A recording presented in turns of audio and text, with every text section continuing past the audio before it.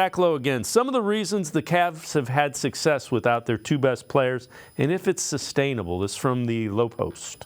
They are blowing the doors off everybody with three-point shooting. For the season, they've taken like the 7th most threes in the league, I think, per as a share of shot attempts. In this 16-game stretch, 44% of their shots have been threes. 44%. That's almost like, whoa, is that too many? Like, how are they taking that many shots? But it's working for them. And the question is going to be, where does that end up when Mobley comes back? Obviously, their three-point attempts will go down. Garland weirdly doesn't take a lot of threes, and their threes have been depressed with Garland on the floor. They've got to find a way to live in between offensively where they were before the injuries and where they are now with the injuries. We should note that one of the reasons they have transformed into a monstrous rebounding team is that they've been playing Tristan Thompson. Tristan Thompson remains an incredible offensive rebounder. Like 4 guys have to box him out on every possession, and the refs have decided that Tristan Thompson can essentially play football under the rim and just throw people around, and they're not going to call anything, which is great for the Cavs. And he did go on to say he was suspended, and they're going to miss him. It's an interesting thought. Just how do you, obviously, with Mobley and Garland coming back, they're not going to shoot that many threes, but you have to shoot enough to space the floor to give, Mobley and Allen and Garland and especially Mitchell the space that he needs to work.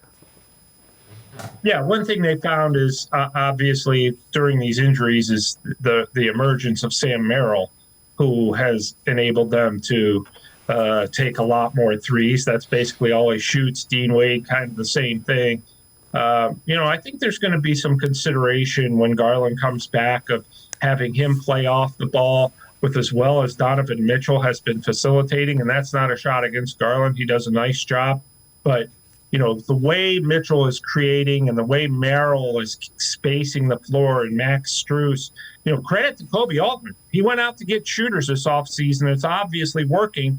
One of the guys, and Sam Merrill, just happened to already be on the roster. But, Max Strus, George Niang, those guys are knocking down threes and obviously at a high clip and taking them a lot because they're getting, so many good looks off feeds from Mitchell. So I think that's something the Cavs might consider is, let Mitchell become the primary ball handler, have Garland play off the ball, maybe not all the time, but a lot of the time, or at least part of the time when Garland returns. And, as far as Mobley, no, he's not going to go out there and take three-pointers like Dean Wade does or George Niang. So their threes will go down when he returns, but that doesn't mean it's going to be congested. It's just, they have to adapt a little bit. And I give J.B. Bickerstaff a lot of credit here for being able to adapt and with those 2 guys out and kind of making the offense more of a perimeter-oriented offense than ever before.